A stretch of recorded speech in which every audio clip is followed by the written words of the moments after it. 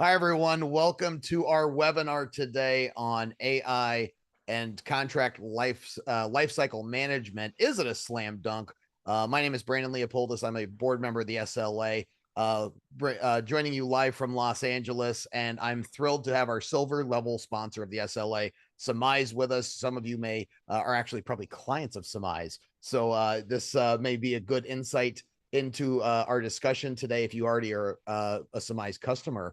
But if not, and you're interested in AI, really couldn't point you in a better direction than Jonny, Jessop, and Summize. So, Jonny, first off, welcome to the webinar. Thanks for having the time to do this with us. We're thrilled to have you. Tell us a little bit about Summize, and we'll jump right in.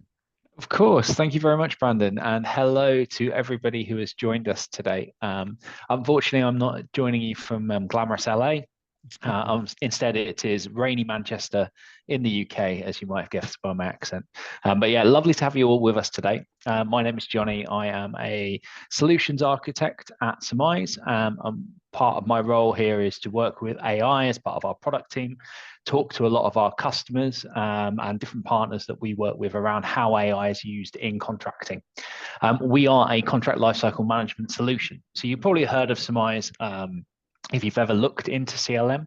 So I'll be talking to Brandon about his views around AI and also how we deal with it in the contract lifecycle management space, both from kind of a technical perspective and then how we actually weave it into products and what our thought process is around from the tech side. So we get in the tech side and the kind of in-house side from myself, my experience of our clients, and then everything else from Brandon, I guess. Well, I look forward to it. It'll be a good discussion, especially when we're dealing with somebody who deals with it on kind of on the inside of AI on a day-to-day basis, rather than just those of us that try and poke around with it. You're kind of in the guts of the AI systems. Yeah, you could say that. You could say that. A lot of the time, it's testing, testing, and more testing, and very kind of enthusiastic water cooler conversations about what we could or couldn't potentially do, or what ideas that people have given us. But it's a great area to be in right now because technology is kind of zooming off into the distance, and we're all trying to keep up with it. And it's quite an inspiring space to be in, from my perspective, definitely. I can imagine so, and especially in the sports space, where it seems to be everything's always changing all the time, and it's energetic and fun. Kind of the tech side is very equivalent to the sports space. Yeah, absolutely, absolutely. And it's your kind of fast-paced environment that we're particularly interested in. A couple of customers in the space ourselves. So what I'd like to find out from you today is lots of information about how AI really affects sports lawyers and how it's most relevant to you and your industry, and what are the particular concerns that you'll have around implementing AI and using it in your day-to-day. We'll cover that as part of the session. If everybody's ready, I think we are set to kick off. Firstly, we've said hello, but here's a couple of lovely pictures of ourselves. So you've got myself and Brandon taking you through this session, which will be an hour, maybe an hour with some questions included as part of that hour. We're going to start off, we've done some introductions already, but we're going to start off talking about attitudes to AI, because AI is a controversial in places subject, especially when you look at law and what lawyers do on a day-to-day basis. So attitudes are really important, both if you're using it in your day-to-day, whether that's in practice or in-house, and how it is regarded inside your company. Perhaps you have a big push for AI as part of your digital team and your innovation projects, and you're being asked for different use cases for AI for your work. Or are you part of an organization that is a little bit further down the bell curve, is a little bit more cautious, and maybe you're a little bit more worried about the security and seeing it as a threat? We're going to explore that in a little bit more detail. Then we're going to look at what kind of we do day to day at Summize and some of those use cases. So how can you actually practically use AI in your day-to-day work? I'll show you some examples from our platform and talk about what we're seeing out there in the industry. We're going to look at contract review. Obviously, everybody's seen the marking up of an NDA, and I'll show you another one of those today. But there are so many different AI tools doing different contract review pieces out there. Then we'll look at the more classic examples like due diligence. followed by AI assistants. So our robot's going to sit alongside like a parrot on our shoulder for everything that we do going forward, both personally and professionally. Then we'll look at one thing that is particularly close to us at Summize. We're an integrated platform. We care a lot about the wider business in terms of corporates, and understand how AI can maybe be used in cross-departmental communication. And for those of you who in private practice, how does that relate to the work you actually do with your clients? And is there a way, is it ethical? Is it the right practice to use AI as part of communications? And how will that all work? So that's what we're going to cover today in brief. But we're going to start with Brandon. Because me and Brandon, actually, I'll be honest with you, only met yesterday. So there's a lot I need to know about him. And I've purposefully said to him not to tell me stuff yesterday that we could talk about today. So I'm empty of knowledge. But Brandon, if you introduce what your day-to-day looks like and what your current kind of life looks like in terms of a legal professional. Sure. Well, I appreciate that. It's we're outside counsel to a lot of different sports entities, whether it's teams, leagues, unions, individual athletes, ranging from those high school kids that are doing some transfers or NIL deals, all the way through their career life cycle up to their retirement in the Hall of Fame and all that fun stuff, and then starting their other companies or their other interests. And so we're kind of interesting because we kind of handle the space, right? We're just in the sports space, and I'm a little too ADD, I guess, to just stick to one thing. We do a lot of different stuff, and so for us, when we're doing work, of course, we like using some AI platforms and enjoy the fact that we can use it as a tool to help us be more efficient. But day to day, it's the client phone calls, the follow up emails, the drafting. Sometimes with litigation, it's the filing of stuff and the client communication and just doing the business of law more than just the practice of law too. I see. And have you always been in sports law, or have you worked in other areas within your career? And if so, how does that differ?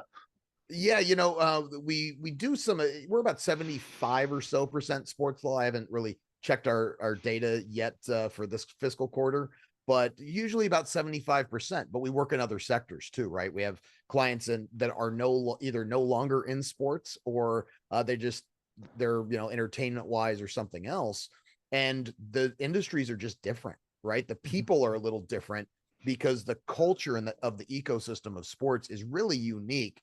Because that competition and competitive environment that we see on the field is oftentimes off the field too. It might not always be competing for a customer, but it might be competing for that goal that they have that might be an internal goal rather than an external, fight your competitor type of stuff. Oftentimes that competitive spirit carries over into the business side. Where it doesn't always carry over in some other type of industries, but sports especially is really a unique environment compared to just some other industries. I see. I mean, I've written contract velocity here, and we look at contracting generally, and I think this will come for all legal work. Would you say the velocity within sports is higher and kind of more? I suppose it's more directly impactful on individuals, isn't it? Yeah, I think so, right? Because that sponsorship agreement that you get for the outfield wall signage, or on the website for a banner ad, that directly correlates to how much money a team could possibly spend on a free agent deal or the fan experience. And so you really see each dynamic of each part of the team, right? The team business side really affects the team on the field, on the court, on the ice. I see. And then, I mean, obviously, if you have challenges around velocity and keeping stuff at such a fast pace, Yeah. technology is an obvious answer a lot of the time. And then, not just looking at AI, how would you say, sports law is a more tech-enabled area of the industry, or less so, depending what you see? I think it has the opportunity to be. Mhm. But when we're dealing with the space, we're dealing with the people in it, right? So some lawyers are, as we all know, anti-technology a little bit, and some are like myself. We are all about it. If there's a new tech gadget, we want to see it. We want to play around and see if we can fit it into our practice. And so I think certainly tech is being enabled for the competition side. And so I think for some in-house lawyers, it makes a lot of sense to see how those same tools might play across their industry, and especially for exactly what they're doing. I see, I see. And can you remember the early pieces of technology you used as a lawyer? Oh gosh, early on, it was just the email and the computer, but now it's the AI products, it's the fancy microphones and the camera setups and the Yeah. we're in LA, so we all have a lighting setup. But it's the software stuff now, it's the screens, it's the widgets, but really anything that makes you more efficient is something that on the outside, we're outside counsel that we utilize. And I think a lot of folks that are working inside within an organization, if they're not looking at it yet, I think they're feeling the pressure to start looking at it. Yeah, absolutely. Absolutely. That's definitely been my experience. I mean, we deal with a lot of in-house lawyers, and one of the key challenges they have is justifying to the wider business why, they should have this kind of high level of spend on technology when, they've been relying on Microsoft Word and very little else for the last, so on and so forth.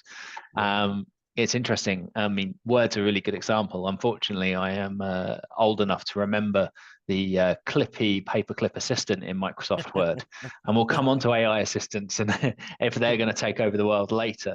But yes, I've been part of that technological journey myself. It's really interesting to see how that will compare to sports law.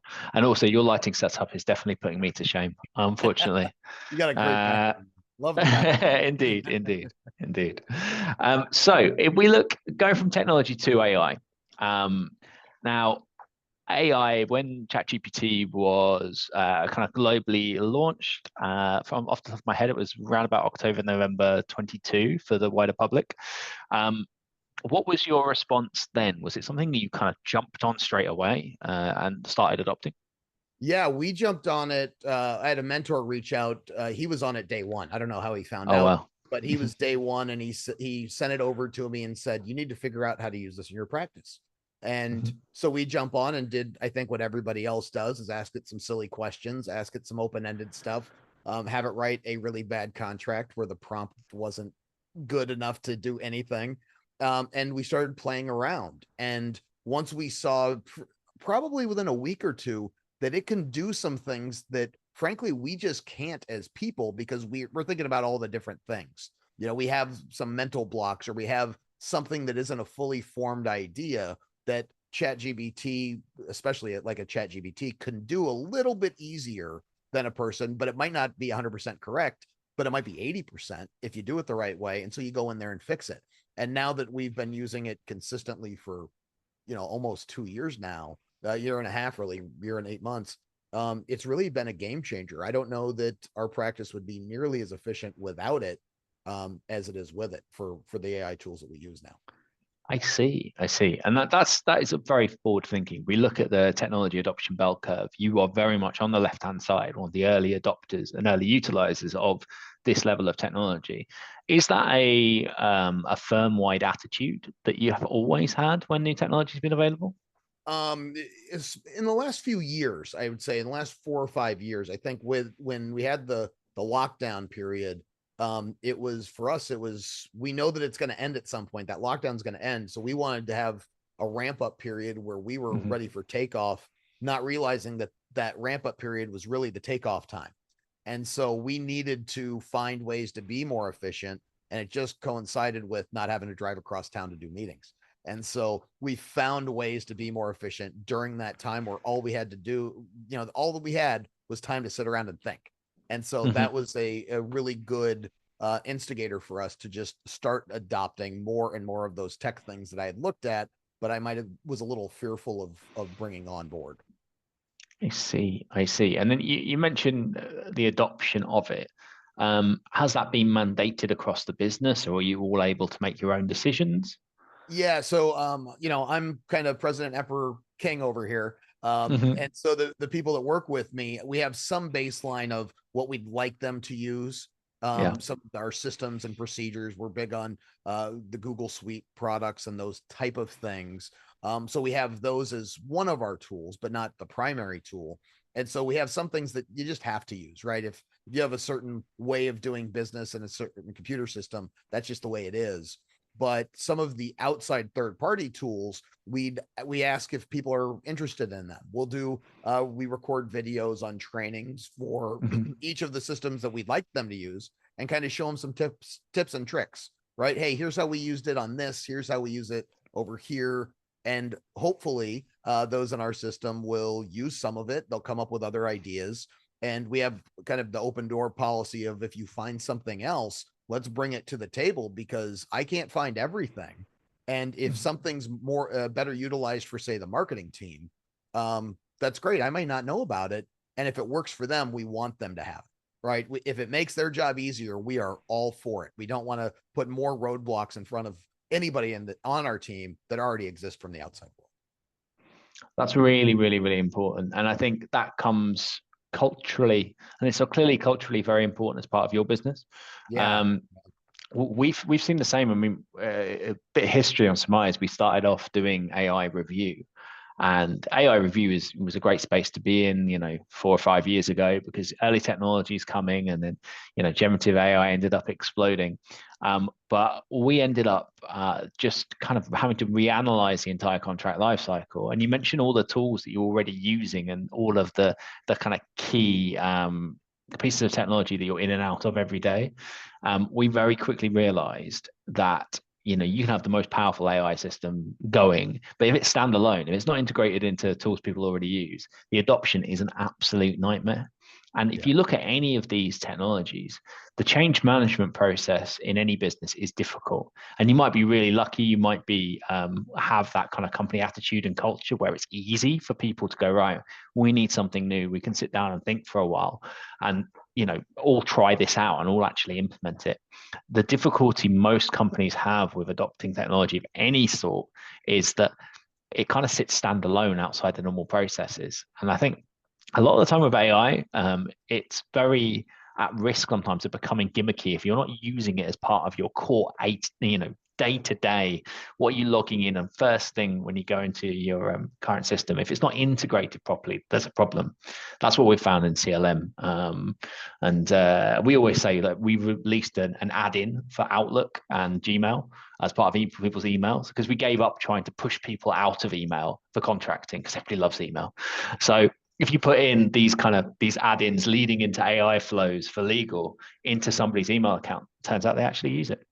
But yeah, I completely see that adoption piece is the kind of holy grail in terms of getting all of this to work and actually implementing it properly, and then be able to see the results. However, on the slightly more, I wouldn't say negative side, the slightly more important side, let's call it important side, the data and privacy. Obviously, you're a sports lawyer. You're dealing with a lot of highly sensitive information, a lot of high value contracts, a lot of high net worth individuals, and some of that data can definitely be considered as vulnerable. So how have you been vetting vendors and working out how to trust them, and what kind of policies have you put into place to work out who can be trusted with your data? Yeah, great question, because that's always the hard part, right? Is if I'm working with one of the teams that we have, and they're trusting us with not just sensitive legal data, but sometimes it's financial data, sometimes it's just the IP and the business strategy type stuff. You don't want that getting out into the internet universe there, because you put it into the wrong system, right? You put it onto ChatGPT because you weren't logged into your normal account or something to that effect, or you decided to ask Gemini because, gosh, it was a lot easier than going to that other website, right? Those things are really difficult. So one of the things that we always use is to make sure that we have our AI policy states that nobody can use an AI platform unless it's thoroughly been vetted first by typically myself, one of our business admin VAs, and then always through our insurance company. Believe it or not, your insurance company is a great resource, right? Oftentimes people don't want to call their lawyers because they're afraid they're going to get in trouble. They're afraid they're going to have a problem. And oftentimes we're like that with our insurance company, but for outside lawyers, give them a call. Oftentimes they already know those AI privacy policies, and they'll tell you whether or not they like it. because the insurance company certainly doesn't want to have to use that data breach policy rider that you have in your policy if they don't have to. And so if we run it by our insurance company, oftentimes they've said, we have a lot of clients that use it. They seem to like it. Here's what we think of it. And if they tell us, hey, look, we don't like it, we're probably not going to use it. Because generally there's always some there's another product out there, there's a competitor that might just have a better system to keep that data secure. And so we won't put something out there when we'll test it out, we'll get the free trial, and we won't put client data into it, right? If we're going to be drafting a contract, I'm not going to put the name, rank, serial number stuff in there, right? I'm not putting a social security number into anything.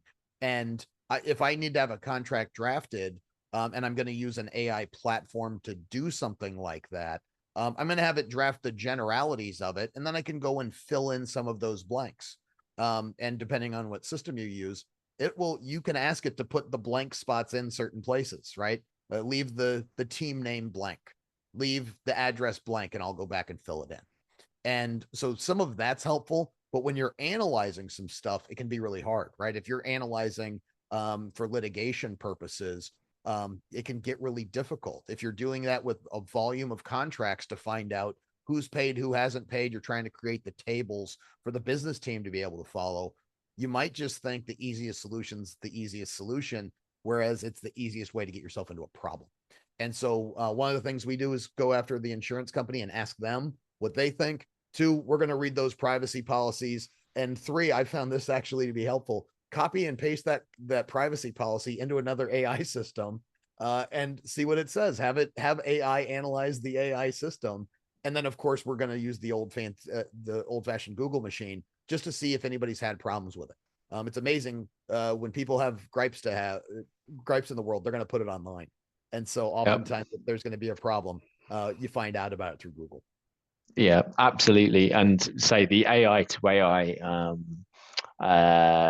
technique is very, very popular. It's very good for developing prompts. If you're starting to put together more advanced prompt frameworks, the different large language models do support and favor different types of output. So whether you're using, a Claude or an OpenAI solution, it will all have its preferred way of working, and they will write things differently. And you'd be amazed at the qualities you can build up prompt-wise if you're going between models. It's a really, really good technique. You mentioned specific and sensitive information when you're doing these trial periods. I'm responsible for all our POCs at Summize, so I head up that team. And it always surprises me if we're talking to businesses who are looking at CLM and looking at AI review, and they don't have a set of contracts to test it with and a set of kind of measurables ready. Because if you're looking, and I know people on the call looking at CLM projects and looking at AI review projects in-house or in practice, I'd put together your batch of test documents that you really, really know. And we've had some really successful projects be where people have been comparing a manual review to an AI review, or a manual list of questions, metadata entry points, and getting those direct comparisons. Particularly, we find when you're in-house, getting those metrics really, really helps with the budgeting spend and with your business case. But yeah, have that document pack. Make sure there's nothing that is confidential in there, and it's all stuff you're happy to share. And then you can go through those trial processes, those POCs, so much more efficiently. And really encourage you to take those steps preparing before you get in front of a load of vendors, because it makes it easier for the vendors from our perspective as well. You know what you're trying to do. It's nice setting people a challenge sometimes, and that's a really good way to do it. So we've got a poll for you now. So we've got a bunch of you on this webinar, and we'd like some opinions from you all. So I'm going to launch our first poll, and it is a really, really simple one. So you should be able to vote on your screen. Is AI, it says a treat or a benefit, where we mean threat here, obviously. And we've only got 8% of people saying that it's a threat. That's good. You're on the right webinar. First of all, but a lot of people are still undecided. Okay. And if you do think it's a threat, that's absolutely fine, by the way. There are certain things we're going to discuss today that obviously need to be considered. But roughly a 50-50 split between those that are very pro AI and those would be undecided. Obviously, I'm biased in these, but Brandon, as a lawyer, how would you vote? I think it can be a little of each. Best lawyer answer ever. Depends. Yeah. But I think from a business perspective, it can be beneficial if you use it the right way. And you have those right vendors, you have that team that can vet those things. Those that think it's a threat, I think have a point in that if it's used the wrong way, or you just are using that next gimmicky thing, it can be a threat, right? It can be a threat to you, it can be a threat to your business, it can be a threat to your team, it can be a threat to anybody that has information that gets leaked out of something. That spillage effect, where now all of a sudden your client data is out there in the world that they didn't want out there.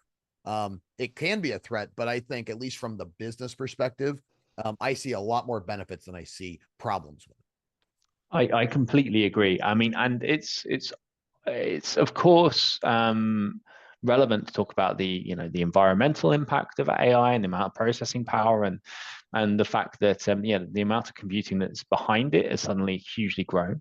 And I completely agree with you that it is a benefit where used appropriately and with the right vendor and with the right use cases. So let's explore some of those use cases here. Well, what we're going to do is look at the contract lifecycle. So we are a CLM platform, as I've said. So a big part of our process, and I'll let you behind the curtain a little bit, is kind of spinning the lifecycle out into a circle, or a long thread, and working out where we can be impactful using AI and using other technology into these contracting process. So typically AI is used in review. However, it can also be used for analytics and for data processing. It can also be used to triage things and to move requests around the business. And it can pick up on a lot of things that humans necessarily miss. And we're going to have a look at some of those particular use cases here for contracting. Obviously, there's loads of other use cases, and the big one being legal research, which we'll discuss when we come to chatbot. So it's not just necessarily contracting, but we'll come to that as part of this.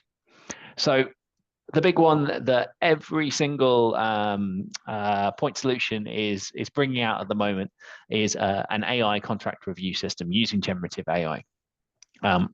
There are loads of solutions out there.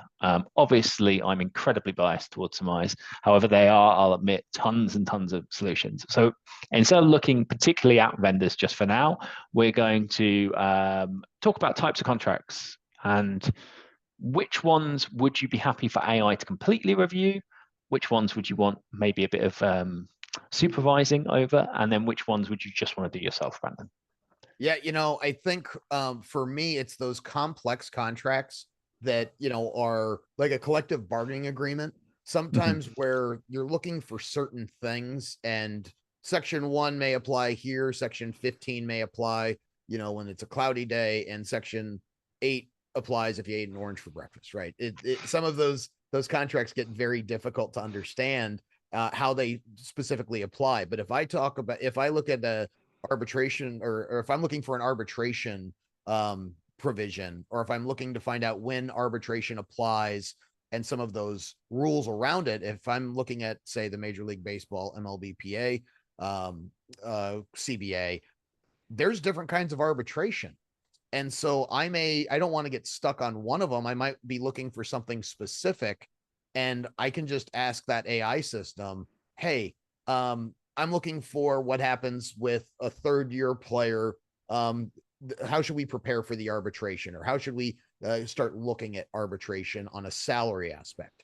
Well, it's going to give me a pretty good review of something like that, and it puts it in terms where it's not just giving me the section numbers.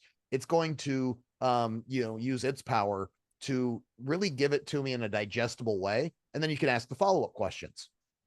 That's typically what I'm using it for, are those complex deals. If we have a 3-page independent contractor agreement, I'm probably just going to look at it, right? I'm not going to take the time to go to that AI system to have it reviewed. But if something's sitting on top of it, right? If we have an AI system that kind of overarches and kind of like a cloud would just be over everything, It's a lot easier, right? Because that the process to actually get to that system is much easier. But typically those bigger, more complex deals are the ones that we're going to use AI initially, right? And it's for the one like specific question. Because then that's going to raise those other triggers in your head when you say, gosh, yeah, okay, we need that for arbitration. Well, how does that compare to perhaps the other types of arbitration? Or we have this type of a case. Should, is this something that we have to arbitrate, or can we, run down to the local courthouse? And so some of those type of deals, not just with arbitration, but the complex deals, it's a really good way to digest large amounts of information without having to get bogged down in some of the other stuff. That's really interesting because, I mean, a lot of the time, AI review is used for really simple and standard use cases, but I think that is absolutely perfect, as what you're saying. And technology-wise, something that AI is well capable of doing as it stands currently. You're not, leaping ahead, and it probably was maybe a year ago. It seems like it's kind of keeping you honest. Yeah. It's looking through more information and digesting it in detail that you probably wouldn't be capable of in the time frame, and then allowing you to make your choices from there, but just keep presenting the information in a more digestible way. That's very, very interesting. Well, and frankly, one other way that I'm looking at my side screen here that has a project from about 2 days ago on there Yeah. that we're dealing with a client we've had for a long time, where we've had a progression of changes to a contract. Well, if a client asks me about that process, how do we get, where do we start? Where are we now? And it's not just the comparative red line type of a thing. This is how did things change? When did they change? What did they used to be? Why did we change it? Some of those type of things, when you compare, you put two documents and have AI look at it, it will give you that progression. Depending on the system, maybe it tells you the day that you switched it. Who knows? It's all about the information that you provide it. And it's really nice when you can take a look at some of that stuff rather than trying to remember. Was it August? Was it September? Or was it 5 years ago? And so that's always kind of a benefit too when you're looking at the history of a certain project, a particular client or a particular sponsor, vendor, something like that. You can really see that life cycle as well. Absolutely. Absolutely. I think that's interesting. I mean, if you imagine you were working in-house and there were a lot more kind of lower value agreements around, one thing we're always discussing with customers is whether they would trust AI in its current state to be able to redline a document themselves. I mean, we do auto redlining. I'll show you an example in a minute. However, I mean, the technology works fine, but it's the trust element of almost kind of taking that task completely away from you and then learning how to let go of it. I think, if it's a simple standard document. But how would you stand based on that? Yeah, I do a lot of AI redlining. But you got to use it as a tool. Remember, this isn't a be all end all magic box. It doesn't know everything that you know. Frankly, because you haven't told it everything that you know. And you don't necessarily, even if you tell it all the words that you think that you're looking for in a review, you forgot about that one thing about a client, their particularities that the client wants to see in something. And so you can redline the document just utilizing AI, and it says, you know what, instead of asking for 3%, you should ask for 5%. Well, that's great. Thanks, AI, but that's not the right answer on that one little issue. And that could blow up a whole deal if you send a red line back and it fundamentally changes something that you didn't intend to. But if you utilize it as a tool, I always look at it as that first year associate, have them do it first, and then we can go back and pare it back. Because you typically know when you're redlining a document, generally what you're looking for, right? And so if you provide that prompt, so it's looking for those specific things, you're doing really great. But you got to follow along. It's not a set it and forget it, Ronco food dehydrator back from the 80s. It's one of those things where you have to do it. You have to use it as a tool, and it makes everything much more efficient. But certainly if you're dealing with volumes of documents, I think it's really good when you kind of give it those prompts. I want it to look substantially similar to this other deal that we did, or very similar to the other sponsorship agreements that we do for motorcycle wraps or whatever it is. All of those type of things come in really handy when you have a computer that's not going to have the emotions, it's not going to have the stress, it's not going to have all of those things that keep us with 500 sticky notes on our desk that never get done. Instead, it can take up some of that slack for you, and really just be the best tool that we utilize, right? As lawyers, we really need that extra hand sometimes, and this is, I think, that hand if you do it the right way. Absolutely. And I think that is where in-house lawyers have an advantage, because a lot of the time they'll be dealing with their own rules, and they won't necessarily having to have to pivot their model or whatever they've trained or their playbooks. And, we might go into playbooks in a little bit more detail later, into several different scenarios for different clients. They've got that, and it can be built, like you said, it's not necessarily set and forget. However, they can at least build that framework in a reliable way that fits their business and and their commercial attitudes as much as their legal attitudes. And as we're seeing a definite trend at the moment of businesses coming to us with playbooks. A lot of the time that they've used standalone AI tools to build, and building playbooks using AI is brilliant. I mean, you can give it a whole load of legacy agreements, like you say. You can do the document comparison. You can ask it to aggregate some rules for you. They can be really simple rules, or they can be super detailed and issue based.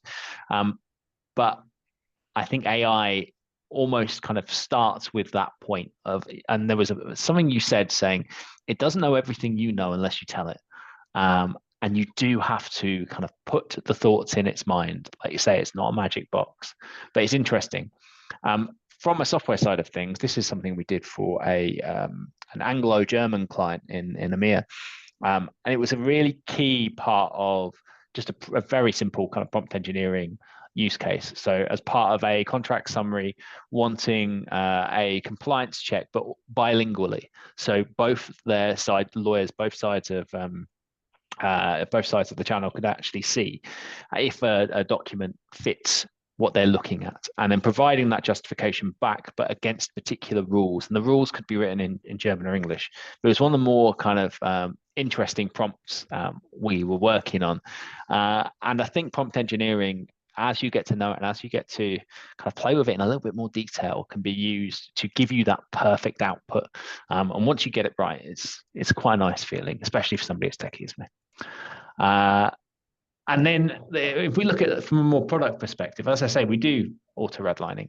It's all very, very interesting, because still our summaries are used more than auto redlines are. We find a lot of customers actually start looking at auto redlining stuff, get the results, and then do it manually anyway, because I think there's a comfort there. However, we are seeing an industry move towards auto redlining like this, whether it is kind of simple standard agreements, replacing language into contracts. The technology is available for you to use.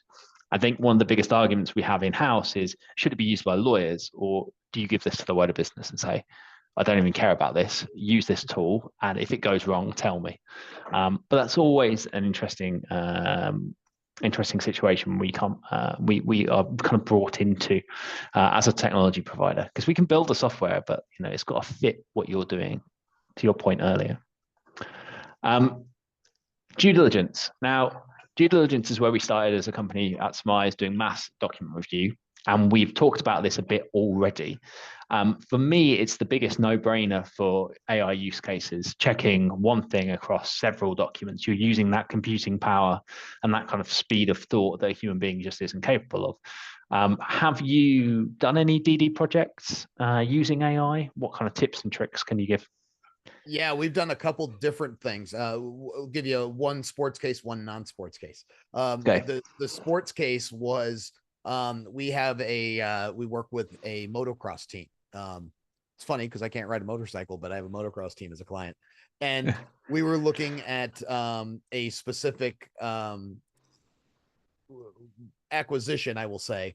And we have, hundreds and hundreds of pages of documents that we rightly need to just be able to make sure everything's right. Everything's, going to be above board here.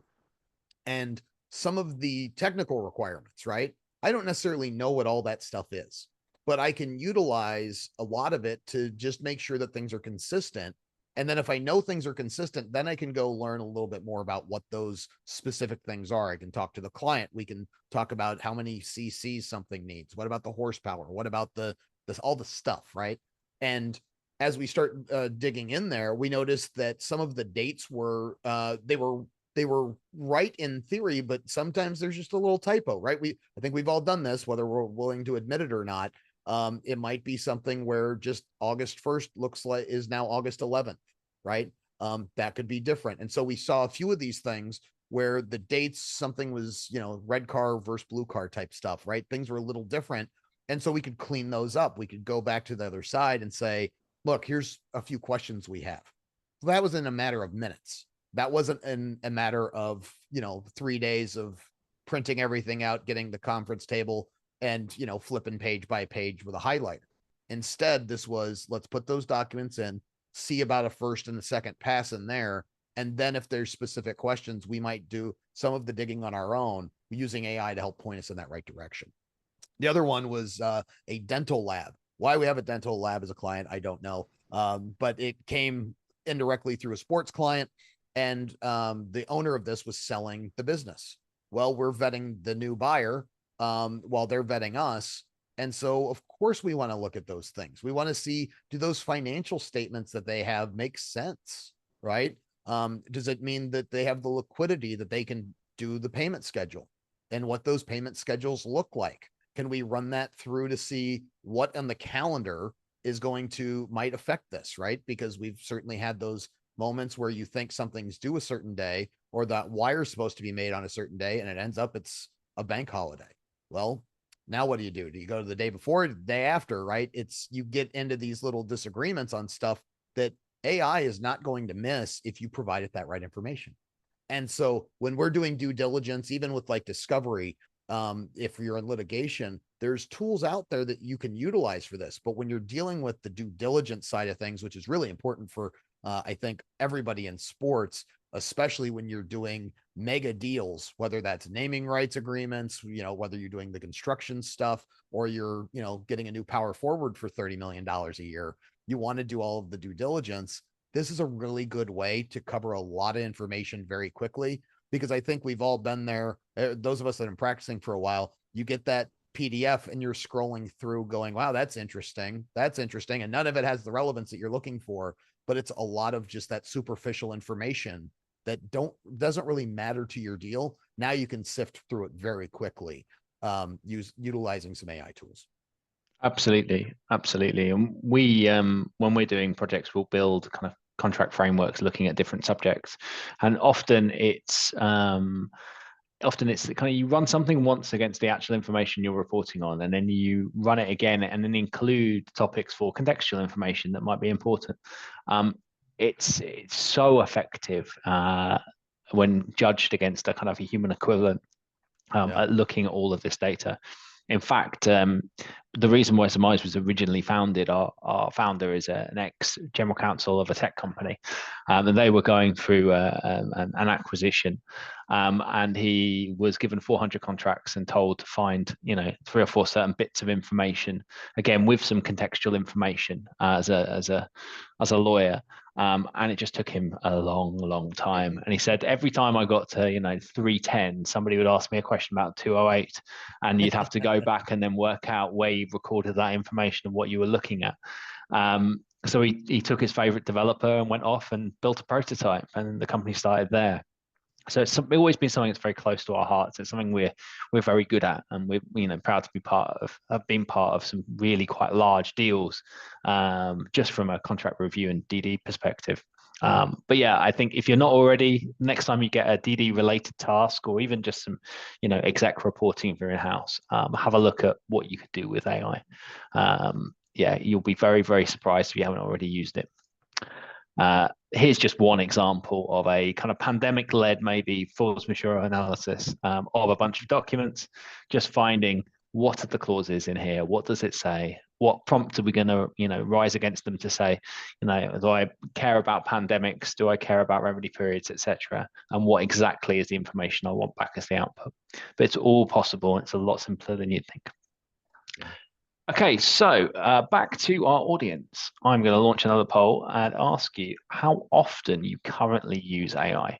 Because obviously me and Brandon are talking about it, and let's be honest, we're both big fans. However, it's always interesting to know if anybody actually is using them, these AI tools. And it's very much split between kind of regularly and not at all. It's interesting. Interesting here. So it seems that there's an awareness of AI. And by the way, everyone, the chat is open. Feel free to put your thoughts in there. If you wish to network and put your details in, reach out to people, give your opinions. Feel free. We'd love to have your input on this. So if you've voted never, is there a reason for that? Is there something that you want to share? If it's necessarily not about experience, if it's about risk, something you'd like to share with the group, go for it in the chat. Thank you very much. So, coming towards our final part here, and I've mentioned Microsoft Word's Clippy already. Our much more grown-up version of that is the AI assistant. So whether it's ChatGPT, Claude, something you're using at work, maybe you are testing Copilot as part of your Microsoft suite. Is an AI assistant the future? Is it relevant to be used now? Is it going to dominate our lives going forwards? What do you think, Brandon? Great question. I was when we were preparing for this, before I even knew about that we were going to do this, I was reading a book called Life 3.0. It's a big thing about where AI could take us, right? What are all the available options, from it being a fad and goes away to it just running the world, and now we're the pets, they're the humans, right? Everything between. And frankly, with AI assistants, I think there's so much untapped potential that it's really hard to figure out, right? It's, we found gold in them our hills, and now we're all going to get rich. Well, some people are going to do a really good job with AI. But I don't think we're going to replace everybody's job tomorrow. Because as you can see, some people are big into AI, the two of us for sure, but you have some people that are aware of it, but they don't use it yet. And that's okay, right? You're going to have that bell curve that you were talking about before, where some people just haven't done it yet. And some people aren't comfortable dealing with companies that do it yet. My sister is a lawyer in Pennsylvania. She doesn't use a lot of AI. She knows about it. She has some kids that I'm sure she wishes didn't use ChatGPT on their homework, maybe. But and I teach law school, and I know that some of the people in my class are going to use it as a tool. So we can pretend like it doesn't exist, or we can try and figure out a little bit more and just realize that it's there and find out how it can be used, or when you're dealing with it, how it's used. For example, if you are on Apple support, right? I'm an Apple guy. If you're trying to get an answer to your tech question, and they send you to one of those chat bots, you're probably dealing with a computer. You're probably not dealing with somebody at one of those big call centers that they used to have with computer after computer. Now they just, they have a server room, and it's AI generated results for the most part. And when you're dealing with your insurance company on the website, right? How can we help you? UPS, when you're tracking those packages, all of those are AI assistants at some level. And some of those are great. I have not instituted a chat bot on my website. I had some opportunities to look at maybe having one of those for clients to utilize to find out where their case status is. What's the last thing that happened? What happened to that hearing? I don't like that one yet. You look at the privacy policy, and it was very vague. I'm not going to ask the follow-up questions if your privacy policy is vague, because it tells me you might not have thought about it, right? You didn't auto-generate it through ChatGPT or through another AI system. So I'm just not ready for that yet. But I understand that they're already out in the world, and that some of the times we don't even notice it. Now with some of the really cool stuff that AI can do, it gives you the opportunity to deal with somebody who you think might be a person, and they're just not. Some of them are very advanced, others just aren't. And so I think with AI in the future, where it's going to be part of at least the next wave or generation of technology use. But how far that goes, who knows? I think it's the technology that's going to to really define our lifetime, but I could just be wrong. Some people really thought that the digital wave was going to make a big difference, and for some people it has, some people it just hasn't yet. Yeah, no, I agree. I agree. And it's interesting hearing you talk about use cases because for me, you use AI very much like an AI assistant in a very kind of a robot body kind of way, for want of a better description. I'll take it. Yeah. Interesting. Was the reason why, I mean, obviously you mentioned the privacy policy and your security and data. Was there any reservation from you around the kind of lack of human to human contact that Yeah, a client would have if they did that through your website? yeah, I think so. There's a reason we're sometimes called counselors. Is Mm, it's not always just about the data, right? It's not just, we're not all ones and zeros. We're made of emotions. We're, made of a lot of different stuff. And sometimes they need that reassurance from a human, because you can't always get reassurance from a computer that tells you you're doing great, right? yeah. It doesn't mean anything if I look at my computer screen every morning and it says, good morning, you're doing great today. How does it know, right? It's a computer. I'm going to get angry at that computer. But if just if you're any of you are parents, you are going to be able to salve your kids and help them grow and learn because of that human connection. And I think a lot of that is the same thing when we're, selling season tickets. Your season ticket sales reps have a role that a computer can't always do, right? Especially if you're a team that is in an emerging league, or you don't have that sellout streak for whatever reason. Those sales reps are, it's not because people don't know how to get your tickets. It's they want that connection with somebody at your team, and that connection builds, and it builds those emotions, right? It builds that cortisol. It makes everybody kind of like one another and develop as a society. We're not at that point yet where we're all just a bunch of robots walking around like we're in a Terminator movie. Instead, we're still people figuring out how to utilize a tool. And I think that there is some reservation. I certainly have that because I like talking to my clients. And that's part of the deal, where if the phone rings, I want to talk to them. I'm not dreading it. That's not something I want to put on a computer yet. I want to make sure that I still have that connection, because they're still calling you because that know, like, and trust factor is there. It's not always there with a chat bot on your computer. Absolutely, absolutely, and I think we're seeing that a lot in-house as well, Yeah. and particularly with in-house lawyers. I mean, they still refer to the rest of the business as their customers a lot of the time, and it's really important for them reputationally. So I think the biggest trend in-house is working out, and I think this has been a big theme from what we've discussed today, working out what processes can be ran by AI and what processes, even if AI could have a good stab at it, are better being dealt with a human to human relationship. And I think that decision amongst our everyday activities in the workplace is going to be key over the next kind of 5 to 10 years or so, maybe even less, with how AI is adopted. Because again, it is a technology to adopt. After we spoke yesterday and you mentioned that book, I haven't had time to source and buy it. However, I thought it'd be interesting to ask a couple of the AI assistants I use in my personal life what they saw the AI enriched future was. And the biggest argument the AI thinks is relevant is the kind of the definition of creativity.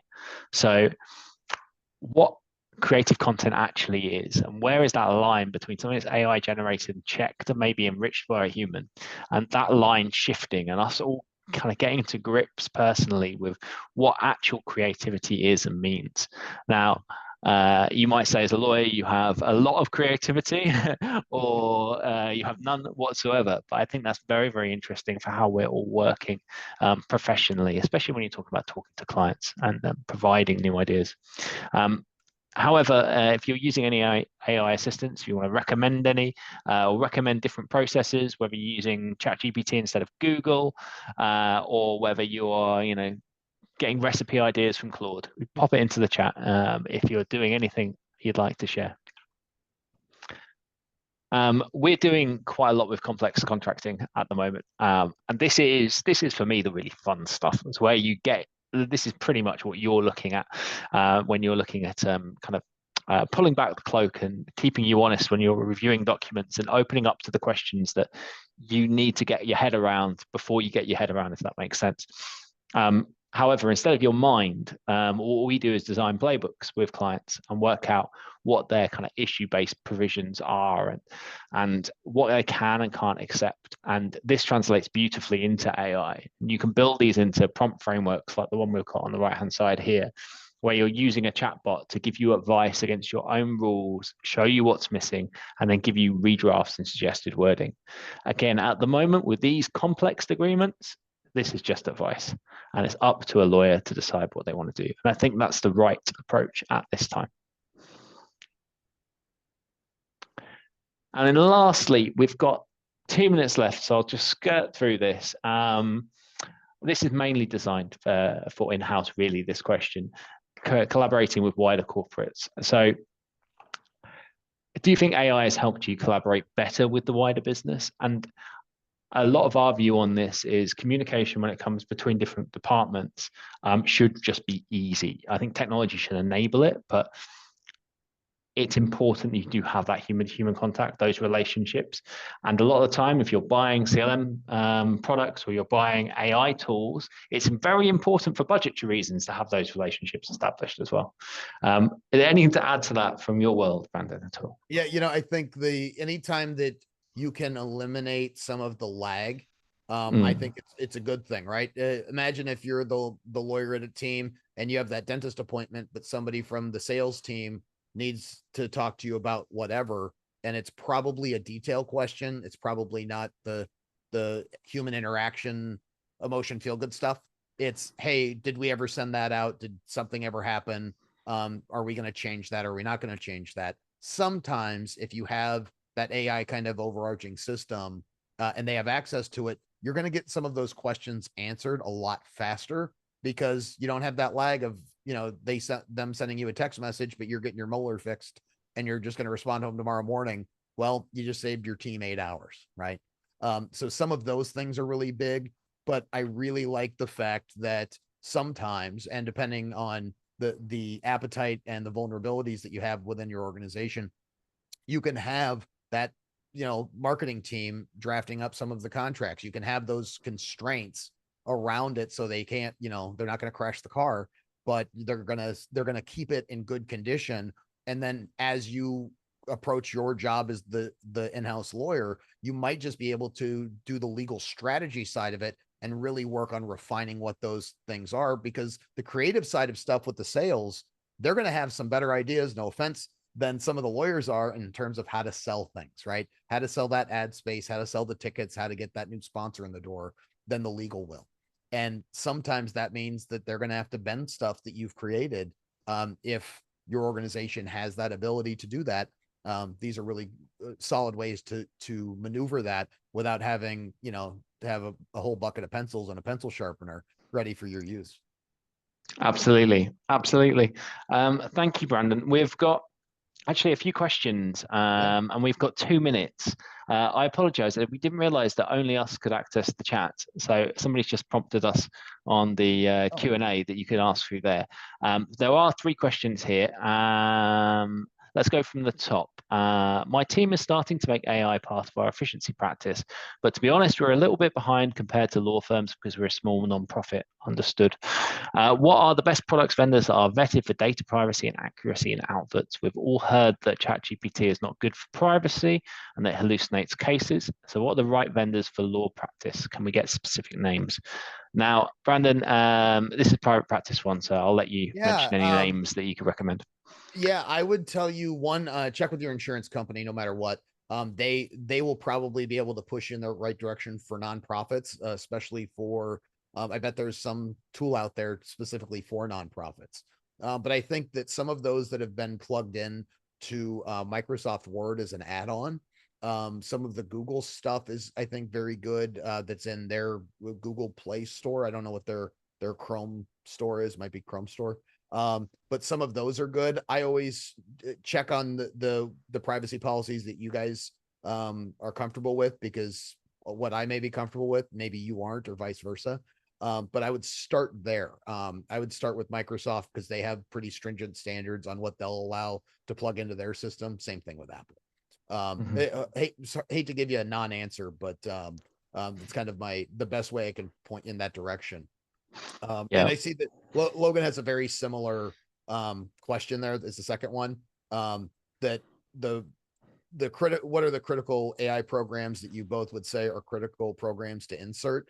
And really, I think the review process, that's where I'd start, is finding a AI tool that you are willing to utilize and just make the effort to use it so you can learn about it, because you're going to find your level of comfort with any AI program by starting to use it. And the best way is just to start with something you're comfortable with. Have it review a template NDA, whether it's yours or you found it online somewhere. Have it review it, ask it a bunch of questions, and start that way. I think is a good way to do it without any, no harm, no foul. Absolutely. From the in-house side of things, I'd always say, I mean, obviously I'm biased, but start with your CLM. If you have a CLM provider, if you're working in-house, they should be providing you AI technology. I know Trisha's asked, how is your system trained? So obviously we train the model that we use. We use OpenAI's models for, actually from Brandon's point, from a security perspective, our system is Azure-based. Therefore, it makes sense for us from a security perspective to use OpenAI's Azure-based models. How is it actually trained though? If you're looking at CLM providers, a lot of them will take your kind of legal landscape and put it into playbooks and put it into a lot of guidance you'll already have within the platform if you're using your CLM platform correctly. So what you can then do is have the AI model, which knows what it's doing. It knows it's a paralegal, etc., and it's providing legal advice and analysis. It can utilize the content that you already have in the platform. That's how it should be working. What you don't necessarily want to do, I mean, this is in my opinion, is specifically train an LLM of your own at this point. If you have a playbook and you're doing contract reviews, that should be enough in order to provide you really good results through your CLM. And if you haven't got a CLM, obviously reach out to us. And Jonny, before we go, how can people get in touch with you? Because I think that's one of those things for us is I know that people are going to have a lot of questions. And so absolutely. We've got a QR code on here, so feel free to scan this. It'll take us to take you to our website. You can sign up for a personalized demo. You can find me on LinkedIn. I'll put well, actually just Google my name. I think I'm the only one, or one of the few. You should recognize me. But yeah, but feel free to connect with me on LinkedIn. I know a couple of you already have. And any questions about Summize or AI for CLM, I'm happy to have that conversation with you. Great. Well, I appreciate your time. I appreciate Summize being an SLA sponsor as always.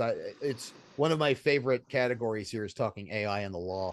It's always great when we're talking tools too, because I think anything that can make us more productive is always good. So for those of you that have more questions, you can always reach out to Jonny. You can reach out to myself. You can talk to your other members of the SLA. If you're not a member, or if you want to send other people to the SLA, go to sportslaw.org. Click on all the buttons to get your membership going, and connect with people like Jonny, who are going to be a big resource for not just those of you that are at a team or a league. Set a time to talk to them, find out what's available with Summize, and you're going to learn a lot, right? This is an area where everybody's learning a lot. And I think over the last hour or so, I think we've all learned a lot. So Jonny, I really appreciate it. Thanks for your time. Thanks for all the information too. This has been really helpful. Awesome. Thanks for your time as well, Brandon. Have a lovely day, everyone. Thanks, everybody. Bye.